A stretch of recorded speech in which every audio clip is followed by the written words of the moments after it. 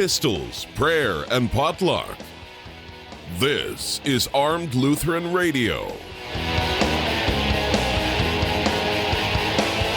Hi folks, welcome to Armed Lutheran Radio, a show about guns, hunting, competitive shooting, the natural right of self-defense, and what God's Word says about the issues surrounding gun rights and gun ownership. I'm your host, Lloyd Bailey, the Armed Lutheran, and this is episode 290.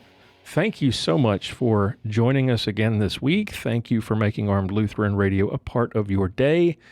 Today is, as promised, the 6th annual Christmas wish list episode. We have been doing this for, it's hard to believe, it's been 6 years already.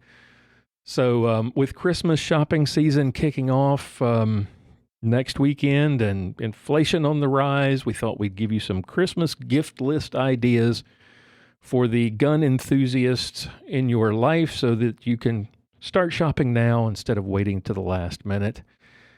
Before we get to that, though, I want to give a big thank you to the members of the Reformation Gun Club, the men and women from all over the country who make this show possible.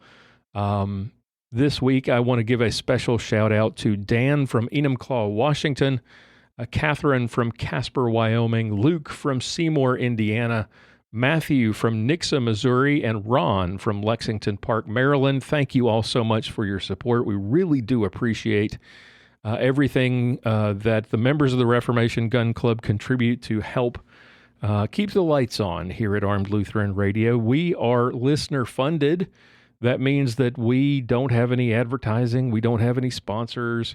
We rely on the generosity of the men and women of the Reformation Gun Club. Their annual and their monthly contributions help keep the show going. And you can join them if you're interested in finding out more about all the benefits, the hundreds of hours of exclusive content that we have available specifically for Gun Club members. For example, last week's episode, we actually posted, I think the show ran about 45 or 48 minutes. We posted another 50 minutes of exclusive content and discussion from last week's topic that was only made available to members of the Reformation Gun Club. Those are the kinds of things that we make available to members only. And if you would like to access some of that awesome content, help support the show, you can do it for as little as $1 a month. You probably spend that much on coffee every day or some other frivolity. You can probably scrounge up $1's worth of change out of the cushions in the couch. So if you'd like to join us for, like I say, it's $12 a month.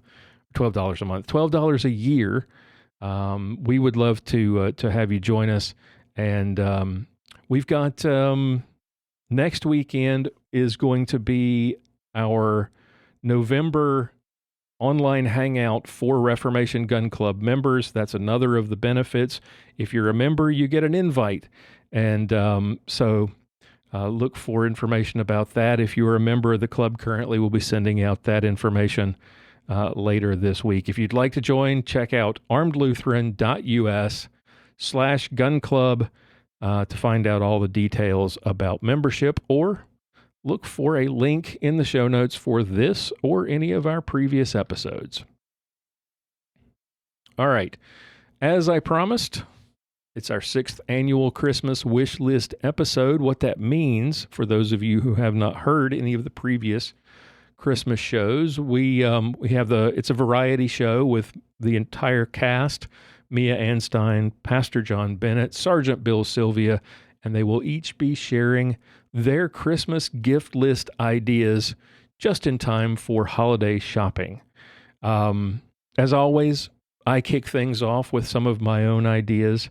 I'm trying to think, going back through the years, some of the gun gifts or gun related items that I've gotten for Christmas over the years. I got the first firearm I got was my brother and I got Marlin 60-22s when I think I was 11 and my brother was 9. still have those guns. So if you've got a child who is that you want to get interested in guns, this is a great gift for kids. Teach them, get them involved in shooting early on, and instill that love of guns and the Second Amendment. And so there are great options out there for young people.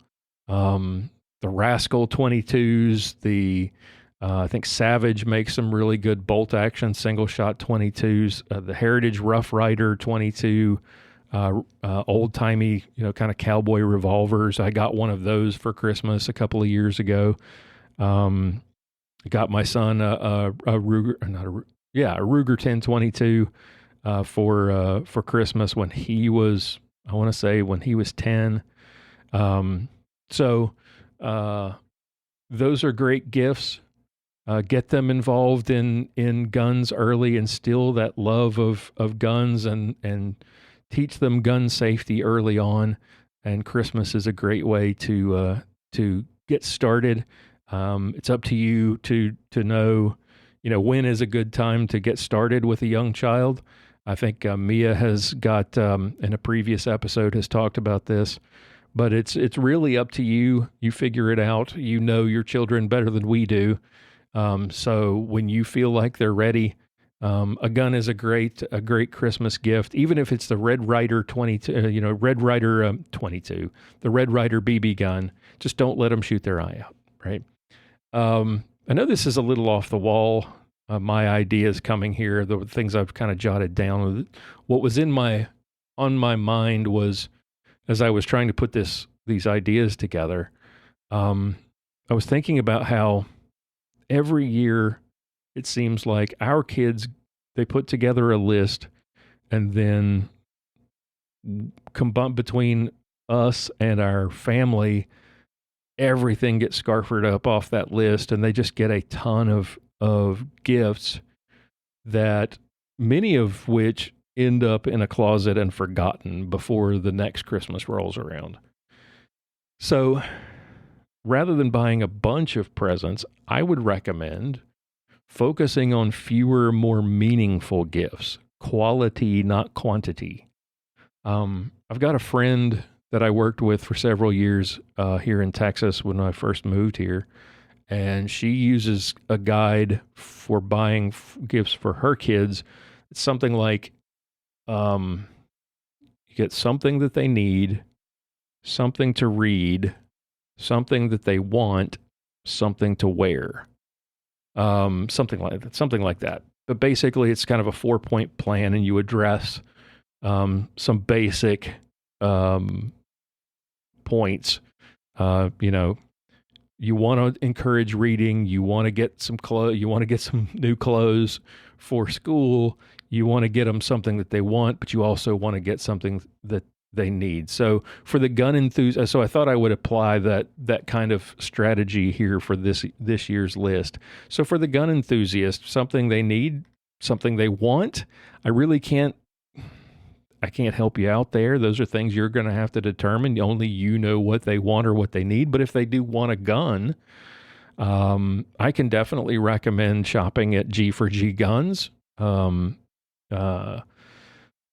Cassie and Patrick over at G4G Guns used to sponsor the show. They're great friends of the show, and they have an excellent website where you can shop, and I'll put a link to that in the show notes.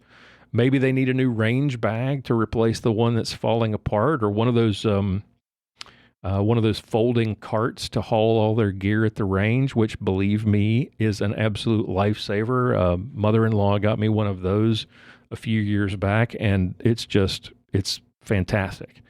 If they're new to guns, consider getting them some training and maybe taking a class with them. And of course, if they need ammo, well, so do we all. So I can't help you there. If you find some, let me know. I would love to know where you find it.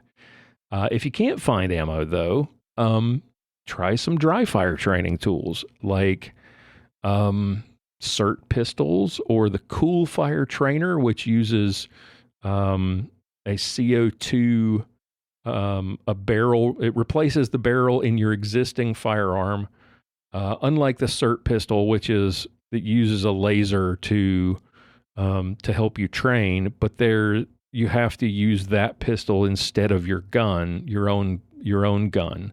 The Cool Fire Trainer replaces the barrel in your existing firearm, and it is basically a CO2 cartridge that you fill up, and it has enough power to cycle the slide of your firearm so that you get actual repetitions in practice with the feel of one of the downsides of dry fire, of course, is that the gun doesn't actually, you don't get any recoil, you don't get that sense, that feeling of the gun actually functioning. You're just pulling the trigger and the gun's stationary, and you're just watching, where the sights are, or you're, recording where you're using one of those laser things, you're looking at where the laser dot hits the target. With the Cool Fire Trainer, it simulates the recoil and the slide action and for a semi-automatic firearm. So that's an option. Or you could get, like I said, one of those systems that uses a laser and a smartphone, your smartphone, an app on your smartphone to help you train without ammo, like the Mantis X, which we have reviewed here on the program, or one of those kits where you drop in. It looks like a bullet, but it's not. It's a laser cartridge that drops into the chamber of your firearm. So you're using your firearm. You pull the trigger, the hammer or the striker, the firing pin hits the back of that cartridge, and it emits a quick dot onto your target. And many of those systems use an app with your smartphone where it will actually record where your shots are hitting on the target. And they'll provide little targets that you can set up, so you can do dry fire training. If for something to read, maybe a book of dry fire drills, like my favorite, which happens to be Steve Anderson's thirdest book, Get to Work. It's full of awesome tips and drills and lessons about how to improve your shooting.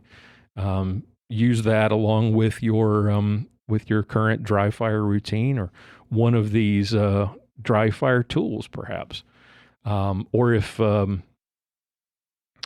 you're buying for a book for the Christian gun owner, you might consider Greg Hopkins' excellent book, A Time to Kill, or, shameless plug, my own book, my latest book, Duty to Defend. If they like political thrillers, a friend of the show, Reverend Richard Boland, has a book called Capital Treason that I can recommend. Or if they like spy thrillers, Ray Keating's Pastor Stephen Grant novels are awesome. Then something to wear might be, new boots or camo for hunting season, a new gun belt, or a holster from Cook's Holsters. Maybe they need maybe that cover garment that they wear in IDPA is getting worn out, or they're always getting sunburned, so maybe they need a new hat, something to keep the sun off their neck and off their face at matches, something like that. Those are all excellent ideas. And I'll link to in the show notes, I'll put some links to many of the suggestions that you hear in today's episode. But something you should also consider are things that really have no price tag. Memories.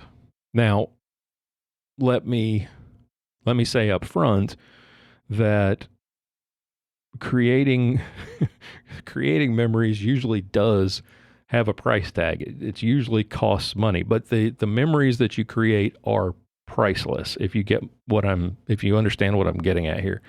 For example, one year, for my daughter's birthday, we surprised her. Rather than getting her a bunch of gifts, we decide to take the money that we normally budget for gifts and stuff, and we paid for a family vacation.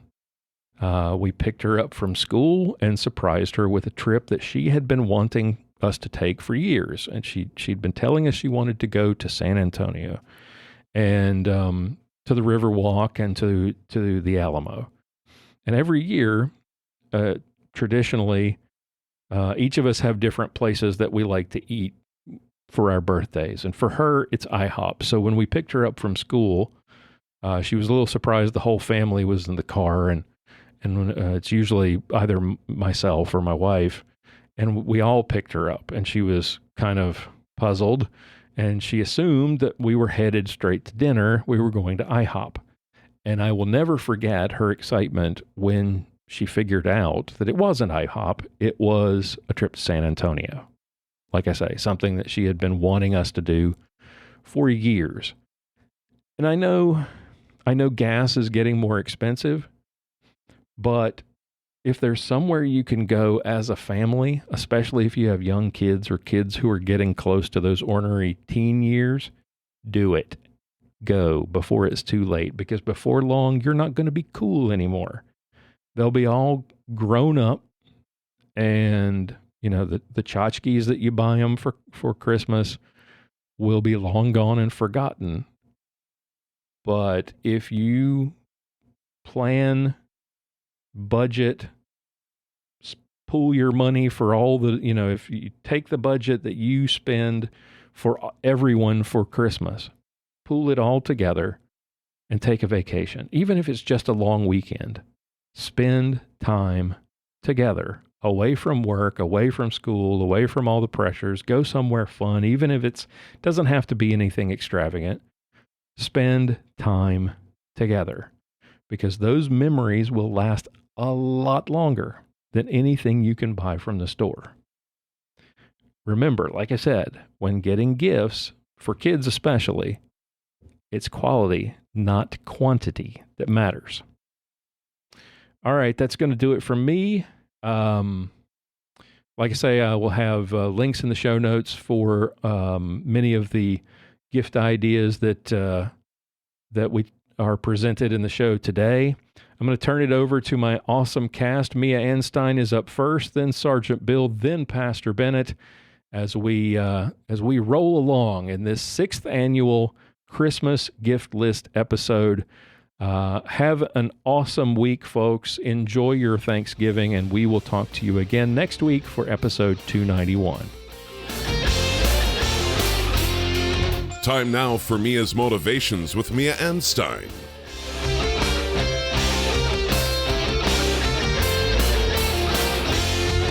Hey there, hi, it's Mia Anstein visiting with you again.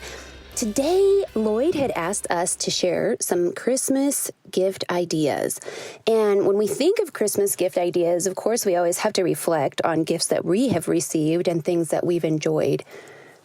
And so I just wanted to tell you about a few different firearms that I've received as Christmas gifts that I still use, that I still have, and that I still enjoy. I can't think of one that I haven't actually appreciated when I received the guns for Christmas or for other occasions. My very first gift was from my dad as far as a firearm, and it was a Winchester 270 hunting rifle. I still have that rifle. I love it. It's one of my favorite calibers, and probably because it was the first hunting rifle that he gave me. So very cool and very sentimental. It's one that I will always have and I always cherish. Another one that I've received one year for Christmas, and this is one that really stands out in my mind, I guess because of the time of year. And with it being waterfowl season, one year for Christmas, I received a Super Black Eagle 2, and that's a Benelli shotgun. I already had a Super Black Eagle 2, and this one is a more modern profile. It has a different style recoil pad, and I'll have to share about it on social media if they will allow it without taking it down as violent content. I've had that happen a little lately, so it's been challenging. But that Benelli Super Black Eagle 2 is a great shotgun. Both of the ones that I have are phenomenal, but I received that second one because it's camouflage, and they thought that I needed that for hunting, which I've had a big black one that I call Big Black. I've had that for quite a while, and I've killed plenty of waterfowl, turkeys, and other things with it, but the camouflage one is really cool. I like it a lot, and what a great Christmas gift, because it's waterfowl season, so why not get a waterfowl gun? So if you're thinking of something like that, sometimes the season is appropriate, or looking forward to other people's needs and so forth. That's always a good thing as well. Another gun that I received was a Taurus Judge, and that one, it's one that I call my saddle gun. It shoots either 45 long Colts or 410 shotgun shells, and I can have that as a kind of a snake killer, they call it. You can use it as that. You can also use it for a personal defense gun. I have always been a fan of big calibers, and I write for Shooting Industry magazine, and one of the articles that I wrote was one that it's a challenge when we go into gun stores as a small woman, where they kind of talk down to you, or you just need a 9mm as far as a handgun, or you just need a 6.5 Creedmoor for a rifle, because some people don't they don't know how to embrace the recoil, I guess you could say. But in one of the articles, what I said in that is that it's kind of like a sports car versus like a luxury sedan. Like sometimes you just want that velocity behind the gas pedal, right? Same with the trigger. But anyway, that Judge, I keep that as a saddle gun, and I don't use it quite often, but I always have it on the ready, and I do shoot it to make sure that I can still manage. And, you know, you practice with all your firearms, at least I hope you do, depending on what ammunition you have. That is a challenge nowadays. But talking about that, so, okay, I have a rifle, shotgun. I've gotten some others as gifts, but here's something that you might think of. It is a little bit pricey, so are firearms. But if you look at the Mantis X training systems, those are great because you can use those to train with, and you can dry fire, and you can check how you're controlling your trigger. So that's something to think about, and different reasons to receive guns. If you can't afford firearms or something like the Mantis, you can always get clay targets or paper targets, accessories. Look at those. I'm sure that if you follow me on social media, I've already shared a gift list that has over 100 ideas for people who love firearms and the outdoors, fishing, and stuff like that. And the whole idea of that is to inspire you and get you to think about what people might want. And of course, one of the things is firearms or ammunition. But I hope that you all have a Merry Christmas. I hope that you all have a happy holiday season. And I hope that we all can remember to love each other, because my goodness, the divide in the country is insane right now. So remember to look at other people with a smile, even when they're kind of grumpy and crabby at you. Think about what they may be going through and the challenges that they may be addressing right now, and try to see if we can make other people happy. Have a great one. Bye, guys. You can read more from Mia, watch her YouTube videos, or check out her podcast, Mac Outdoors with Mia and Leah, at miaanstein.com. Time now for another Ballistic Minute with Sergeant Bill Sylvia. Hey everybody, I'm Sergeant Bill, and this is your Ballistic Minute. Today we're going to talk about some Christmas stuff. So, I've been trying to think of things that I would suggest for people to get for Christmas.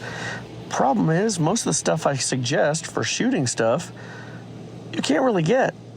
And I'll be honest with you, I haven't really shot more than a handful of rounds in probably the last 2 to 3 months. So, with that in mind, my suggestions are going to be dry fire related.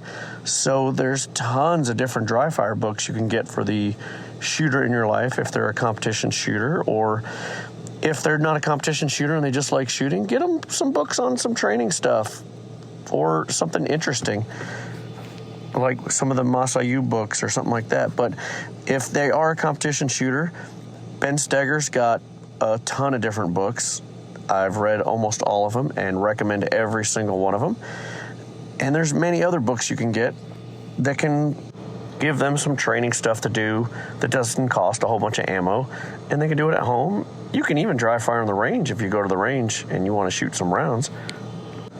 But since ammo's not as hard to get as it used to be, but it's a lot more expensive, and if you reload like I do, which I haven't done in months because I can't get primers anywhere, I can't suggest anything like that.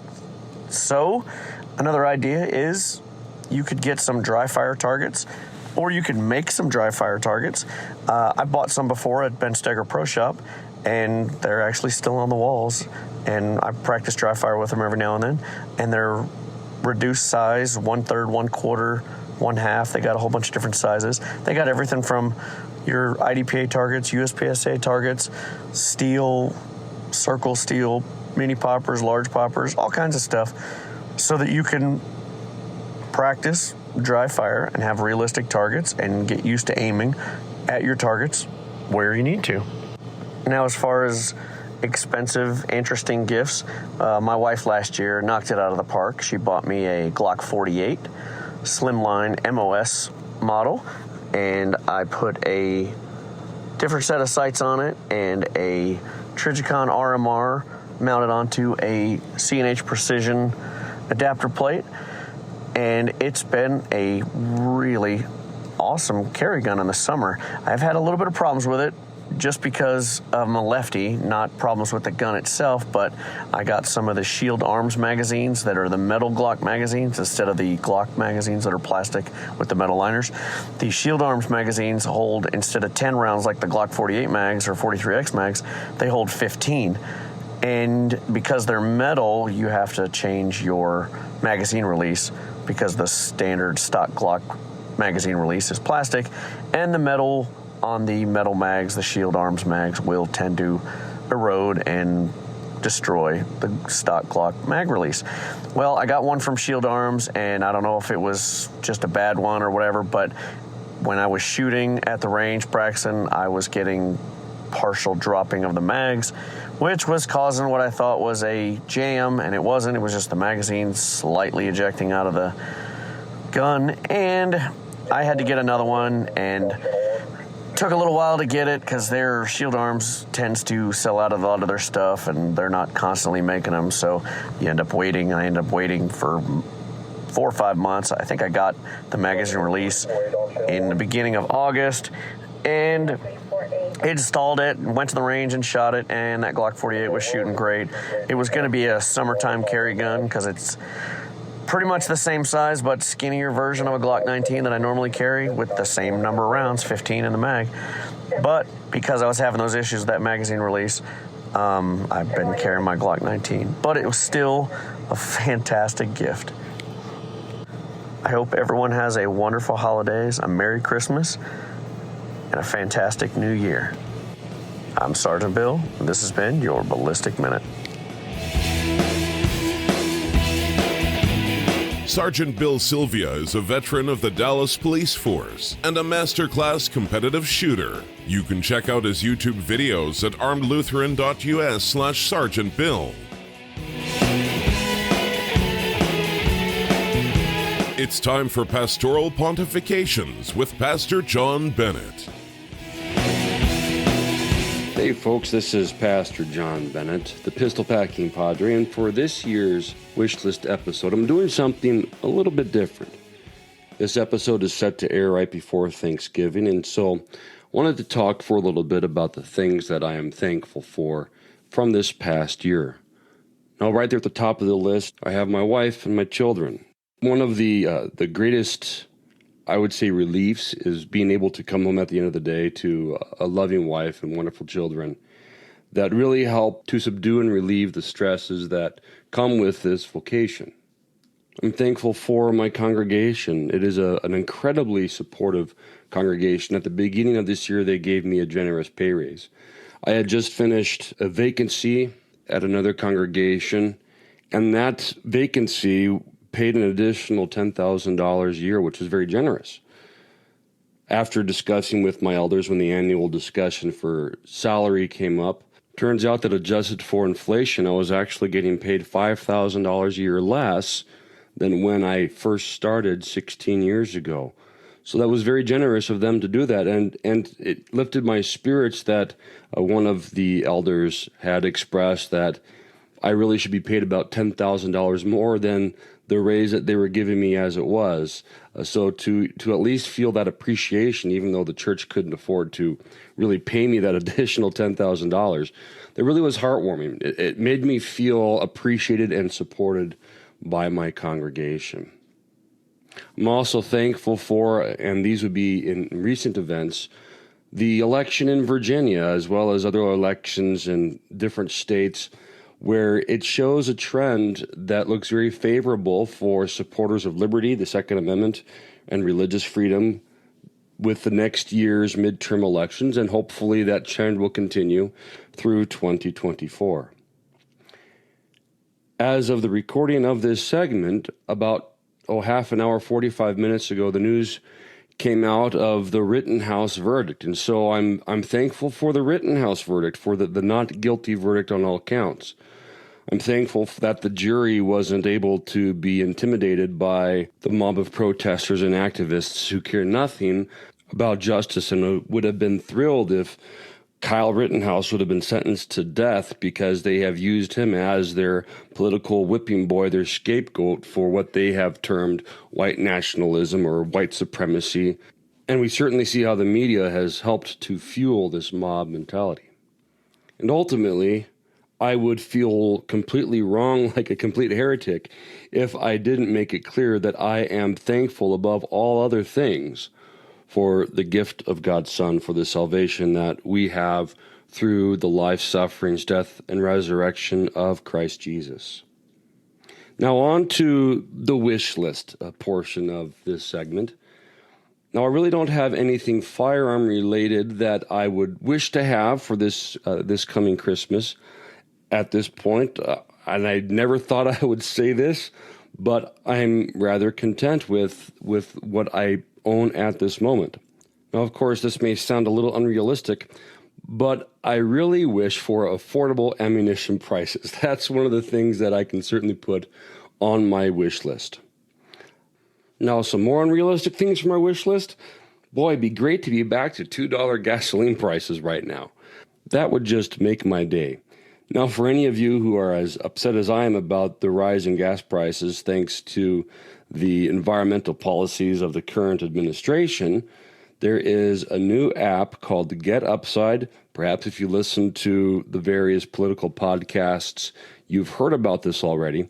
But just from this last month, I have banked roughly $30 in cash back from using that app at various participating gas stations and grocery stores.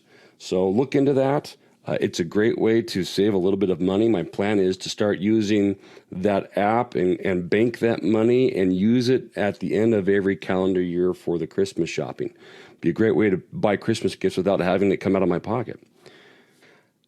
I'd really wish to have a reasonable rate of inflation right now. With the rise of inflation exceeding what most people are experiencing with the increase in their wages, it's going to be tough for the near future, which makes next year's elections as well as the 2024 elections all that much more important.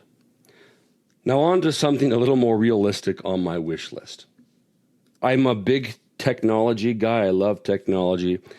I'd love to replace my 6-year-old MacBook Pro with the brand new MacBook Pro featuring the M1 Pro processor.